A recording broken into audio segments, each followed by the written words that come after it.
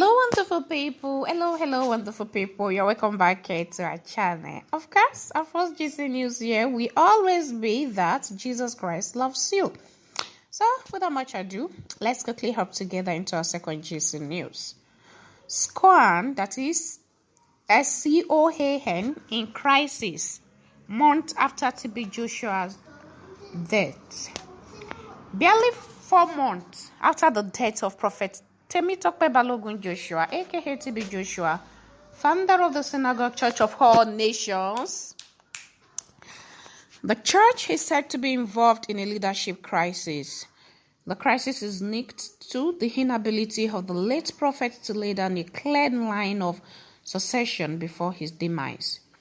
Recall that TB Joshua had died on June 5th, 2021, and was buried a few weeks after within the premises of his church amid so much fanfare.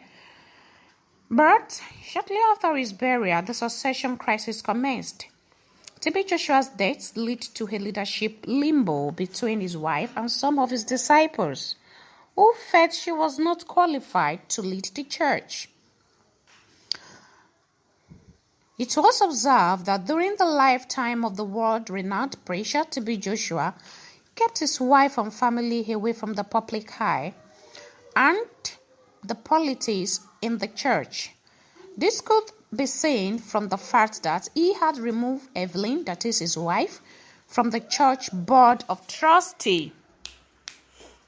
She was not very visible in the church activities.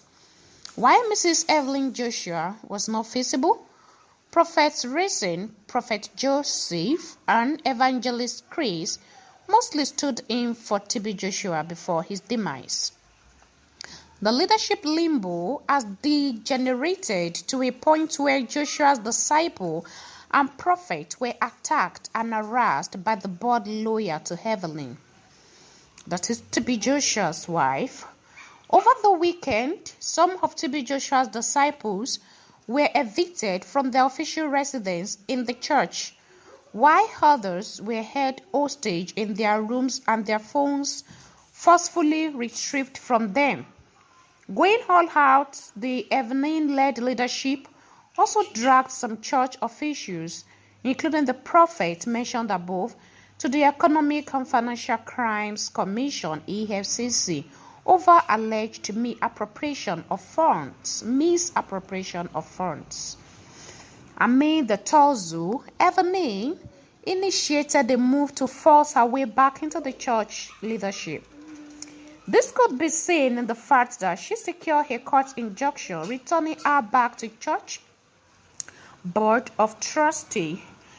Justice Tijani Ringim of the Lagos State Federal High Court had ordered the appointment of Mrs. Evelyn Joshua as a trustee of the church in line with the church's constitution, which prescribes a minimum of 3 trustees for the church. Mrs. Evelyn Joshua's appointment is said to be contrary to the action of her late husband, who allegedly removed her from the board before his death. In an attempt to lay the succession tussle to rest, the SCOAN, the church, confirmed Evelyn as the new leader of the church over the weekend. The church's legal team also dismissed claims that Evelyn-led leadership harassed some workers and disciples of the late prophet. In a statement, James Ahikin, the head of the church legal department, said some workers and disciples of the church are being audited over financial misappropriation shortly after TB Joshua's death. Ahigbe, however, insisted that those affected are not subject to victimization, adding that the audit process was being carried out objectively under a regular and absolutely normal environment without any harassment. Speaking on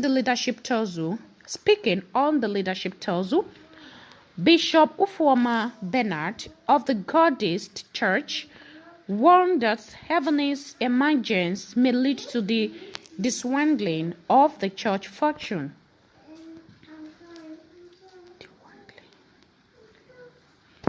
Bishop Bernard made the remark while accusing Mrs. Evelyn of muscling her way into the church leadership. Describing the widow as a Jezebel, the clergyman recanted. Describing the widow as a Jezebel, the clergyman recounted how the fortunes of some big churches dwindled after the wives of the founders took over following their death. According to Bernard, the church is not a family business. Heavenly Joshua is a Jezebel, according to her. When Hikechi Iluputefe took over from the murdered husband, the biggest church in Lagos, Victory Christian Church, at the time collapsed. When Margaret Idahosa used Wayo to take over Church of God's Mission, after Benson Idahosa suffered cardiac arrest, the church profile. Now, Heavenly Joshua has muzzled her way into the topmost position of Synagogue, and certainly Synagogue is going down. The church is not a family business, he wrote on Facebook.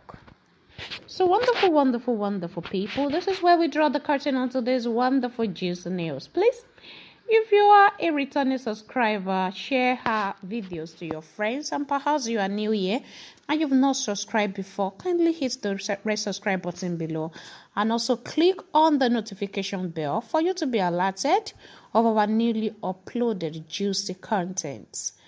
Don't forget, Jesus loves you.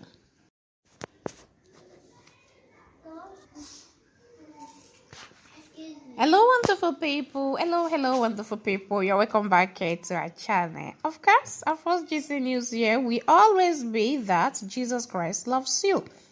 So, without much ado, let's quickly hop together into our second GC news.